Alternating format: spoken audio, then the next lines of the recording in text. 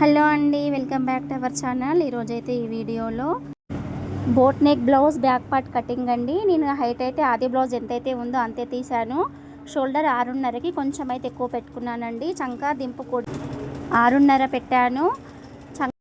చంకా round 1.5 ఇంచులు అయితే పెట్టి చంకా రౌండ్ అయితే చేశానండి. షోల్డర్ ఏమో ఆది బ్లౌజ్ షోల్డర్ ఎంతైతే ఉందో అంతే పెట్టుకున్నాను. మిగతా అదంతా నెక్ కోసమే. ఇది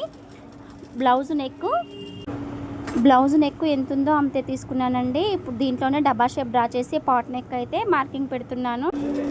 పైనుండి 3 ఇంచులకు మార్కింగ్ పెట్టి దీంట్లోనే రౌండ్ షేప్ తీసాను. మిగతాది పూర్తిగా పాట్ నెక్ షేప్ డ్రా చేస్తున్నానండి.